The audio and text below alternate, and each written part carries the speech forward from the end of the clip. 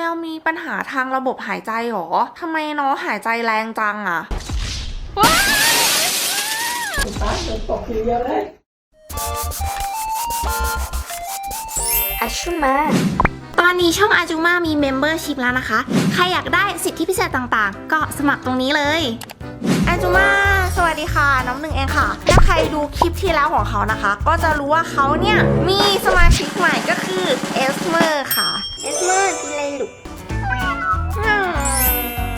เขานะคะเป็นคนที่ไม่เคยแม้แต่จับแมวมาก่อนเลยไม่เคยเลี้ยงแล้วก็ไม่เคยสัมผัสมันอ่ะจนกระทั่งทัชชี่นะคะได้ซื้อน้องเอสเมอร์เนี่ยมาเอสเมอร์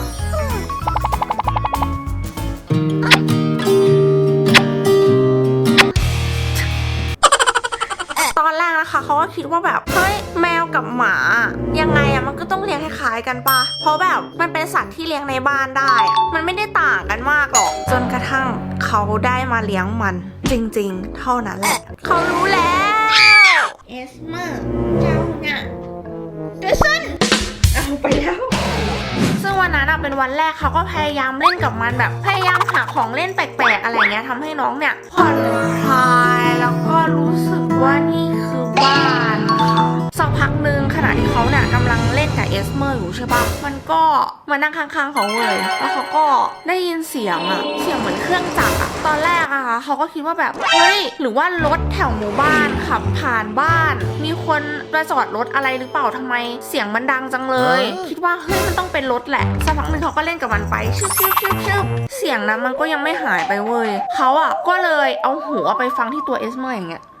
เราก็ได้ยินพลังงานบางอย่างที่เป็นเอสเมอร์ส่งพรีอะไรของมันน่ะเขาอาจารย์เอสเมอร์เจนนี่เขานะคะก็เอาหูไปแนบฟังที่ตัวของเอสเมอร์ค่ะปรากฏว่าน้องหายใจดังมากๆเลยเว้ยหายใจเหมือนแบบเสียงเครื่องจักรจริงๆเขารู้สึกว่ามันเหมือนเครื่องจักรมากๆนะคะแล้วมันดังมากมันไม่ใช่เสียงหายใจหรือเสียงคนหอบหรือคนหายใจแน่นจมูกมันคือแบบเหมือนเสียงเครื่องจักรทำงานอยู่ในตัวมันเอาจริงป้าตอนนั้นเขาตกใจมากเลยแบบซื้อแมวมา200,000แล้วแมวมีปัญหาทางระบบหายใจหรอทำไมน้องหายใจแรงจังทำไมมันเสียงนี้มันไม่หยุดไปสักทีเขาก็เครียดมากเลยนะคะตอนนั้นปรึกษากับทัศน์แบบคิดเยอะมากว่าเฮ้ยแมวเป็นอะไรแมวมีปัญหาหรอสุขภาพไม่ดีหรอทำไมน้องเป็นขนาดนี้อะไรเงี้ยเขาก็คิดว่าแบบเฮ้ยถ้าต้องดูแลค่าใช้จ่ายเนี่ยคงแบบไม่จบง่ายๆน่าจะ100,000บวกสรุปเราก็ได้ตัดสินใจไลน์ไปถามร้านค่ะว่าน้องเนี่ยมีปัญหาอะไรหรือเปล่าเพราะว่าน้องหายใจแรงมากตอนนั้นคิดอย่างเดียวเลยว่าต้องเป็นโรคปอดแน่ๆปอดรั่วแน่ๆเลยทุกคนตอนนั้นในหัวเขาแบบน้องปอดรั่วสักพักหนึ่งนะคะทางร้านเนี่ยก็ทักมาค่ะบอกว่าถ้าไม่มีเสียงเนี้ยแมวจะไม่รักนะเขาแบบเฮ้ยใช่หรอเกี่ยวอะไรไม่เห็นเกี่ยวเลยแมวไม่รักเกี่ยวอะไรกับเสียงปอดเสียงหายใจเขาก็ไม่รอช้าค่ะรีบเสิร์ชหาข้อมูลด่วนมากว่าทำไมแมวหายใจเสียงเป็นเครื่องจักรเป็นโรคอะไรหรอสรุปนะคะปรากฏว่าที่ร้านพูดจริงแมวเขาจะมีเสียงหายใจที่เหมือนเครื่องจักรเวลาเขารู้สึกอบอุ่นและรู้สึกว่าเขาปลอดภัยเขาจะมีเสียงนี้ขึ้นมาเขาเรียกว่าเสียง purring ค่ะ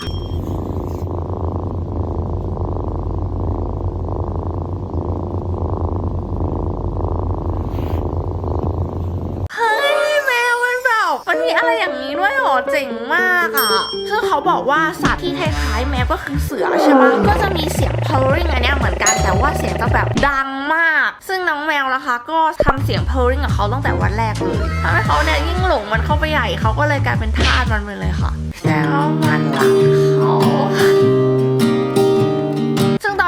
เขาก็แบบหาข้อมูลเยอะมากแบบหาหลายเว็บมากเลยนะแบบข้อมูลต้องแน่นเพราะว่าเป็นห่วงน้องมากถ้าแมวรักใครเนี่ยมันจะมีเสียงแบบนี้ขึ้นมาเอาจริงวันแรกเขาก็พีคแล้วมีเรื่องให้ช็อกตั้งแต่วันแรกมันยังไม่จบค่ะทุกคนมันยังมีอีกปกติเวลาเขาเอาหมามาเลี้ยงใช่ปะมันก็จะแบบชอบวิ่งเล่นวันแรกที่นางมานะก็จะวิ่งเล่นไปทั่วเลยนะคะแต่แมวไม่ใช่นางวิ่งไปหาที่หลบวิ่งไปหารูวิ่งไปหาที่แคบวิ่งไปหาซอกที่แบบเราไม่สังเกตเราไม่มีทางเข้าไปแล้วฝุ่นเยอะๆเป็นอะไรที่แบบล้างๆไม่มีใครสนใจมันเป็นช่องนั้นเว้ย เอาจริงป่ะทุกคนเหมือนเล่นซ่อนแอบ นี่เขาจะพาไปดูนะคะว่าน้องเนี่ยได้เข้าไปที่ไหนมาบ้าง เอสเมอร์มาวันแรกนะคะ ก็เข้าไปนอนในศาลเจ้า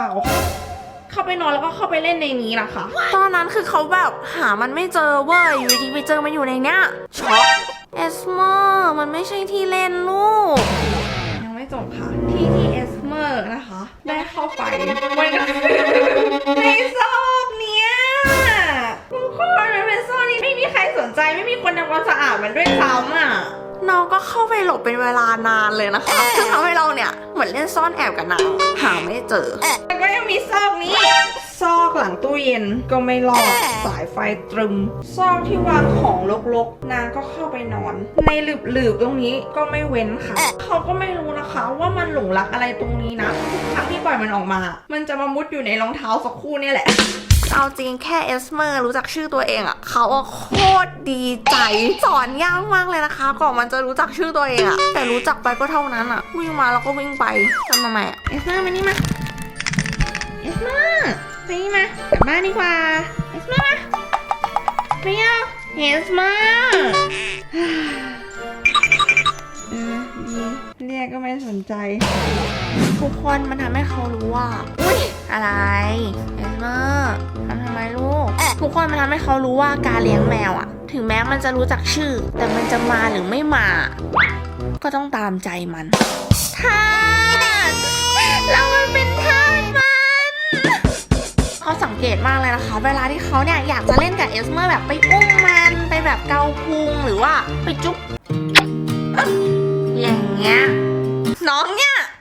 ดูดิจะถีบแล้วก็จะหนีเขาค่ะแต่พอ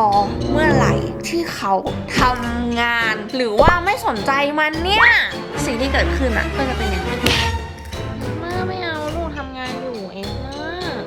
น่ากดไปโดนหน้าเลยแล้วเนี่ยน่ะกดไปเรื่อยแล้วเองเอาไปใหญ่โตแล้วออกไปแล้วก็อย่างนี้ชอบคอมเขาอะไรขนาดนั้นงงมาก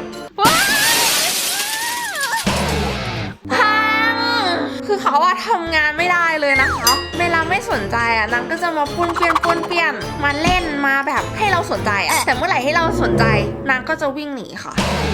เดาอารมณ์ยากจริงๆถ้าใครดูคลิปนี้นะคะจะรู้ว่าเอสเมอร์กับเดปาพอเจอกันวันแรกอะเกิดการขู่กันไม่ถูกกันเหมือนสำนวนที่ว่าหมากับแมวเจอกันเมื่อไหร่ก็เรื่องใหญ่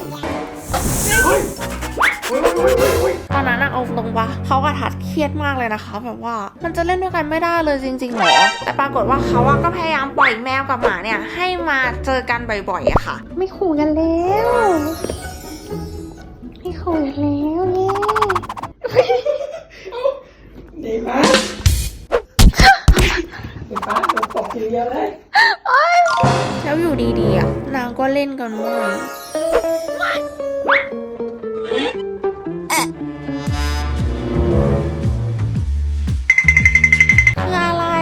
เดฟ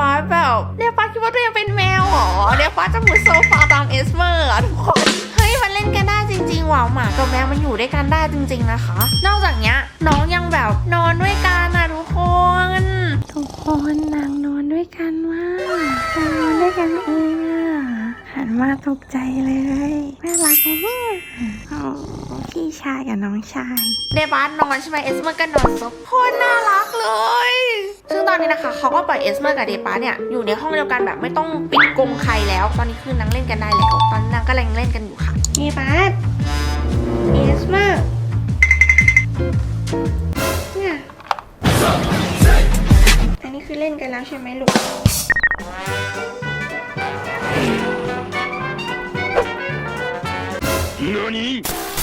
ตั้งแต่มีแมวมาอยู่เฟอร์นิเจอร์ที่บ้าน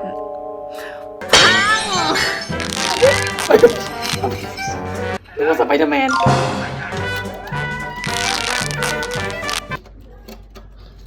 มันไม่ใช่ที่ขวนเล็บแมวลูก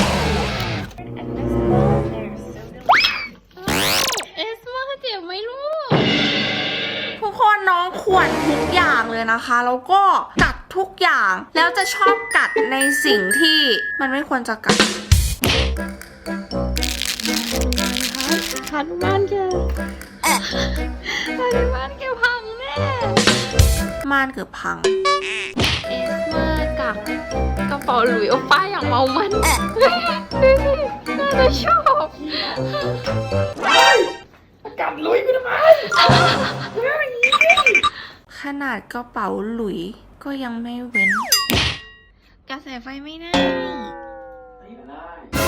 สายไฟที่บ้านขาดเกือบหมดก็คือน้องอะชอบกัดสายไฟมากๆเลยนะ ชอบกัดอะไรที่มันแบบว่ากระดิกได้อะเขาก็เลยเก็บสายไฟทุกอย่างเนี่ยขึ้นที่สูงหมดเลยนะคะ ไม่งั้นเราก็ไม่รอดค่ะ และอีกอย่างหนึ่งนะคะที่เขาแปลกใจมากๆเลยอะทุกคนรู้ป่าวว่าแมวอะมันไม่ได้กินแค่อาหารเม็ดนะ มันกินไม้เอสเมอร์มันอร่อยขนาดนั้นเลยเหรอกัดแบบว่าหิวโหวยมากเลยอุ๊ยไม้บานหมดแล้วนี่นะคะคือไม้ที่เอสเมอร์เนี่ยแทะดูดิดูสภาพดิเยอะมากเขาก็เพิ่งรู้เหมือนกันนะว่าน้องแมวเนี่ยชอบกินไม้ค่ะ คือนางกินเข้าไปจริงๆเลยนะเขาก็งงว่าแบบเฮ้ยกินได้หรอมันย่อยได้หรอเป็นความรู้ใหม่นะคะว่าแมวเนี่ยกินไม้เขาไม่แน่ใจนะว่าไม้ที่กินอ่ะจะเป็นไม้ทั่วไปก็ได้หรือว่าเป็นแค่แคทนิปนะคะก็คือแบบพวกกัญชาแมวอะไรเงี้ยก็เนี่ยแหละค่ะอะไรที่แบบแทะแกะกัดปวดเอสเมอร์จัดทุกอย่างในที่สุดเขาก็เข้าสู่แก๊งทาสแมวเป็นที่เรียบร้อยแล้วค่ะก็เป็นไงบ้างคะกับประสบการณ์การเลี้ยงแมว1 อาทิตย์แรกของเขาก็มองมันมากๆเลยเป็นแบบประสบการณ์ใหม่ที่ไม่เคยเกิดขึ้นนะคะ เพราะปกติอะเคยเลี้ยงแต่หมาไงหมามันก็จะแบบเอาดูใจกันแล้วหมาต้องมีงี้แต่พอมาเจอแมวเนี่ยคนละเรื่องเลยนะมันมีความแบบกระโดดมีความแบบข่วนอะแล้วก็แบบเวลาเราเล่นกับมันอะถ้ามันอารมณ์เสียมันก็จะหงึกไม่ก็กัดงับเราเว้ย โดนแมวกัด ต้องดูเดือดขนาดนี้เลยเหรอแบบพอสังเกตนะคะน้องอ่ะเวลาที่เขาแบบจบพุงมาน่ะนางจะแบบชอบงับอ่ะถ้าใครมีเทคนิคเลี้ยงแมวหรือว่ามีเรื่องอะไรที่เขายังไม่รู้อีกเนี่ยก็คอมเมนต์ทิ้งไว้เลยนะเพราะเขาเนี่ยต้องการความรู้เกี่ยวกับการเลี้ยงแมวมากเลยค่ะเพราะเขาอยากรู้มากจริงๆจะได้เลี้ยงน้องให้ดีที่สุดค่ะก็ถ้าใครชอบคลิปนี้นะคะอย่าลืมกดไลค์กดแชร์กด subscribe ไปอาจุมาด้วยนะคะวันนี้ไปแล้วนะคะบ๊ายบายเล่นของเล่นสิลูกเล่นในสิ่งที่ควรเล่น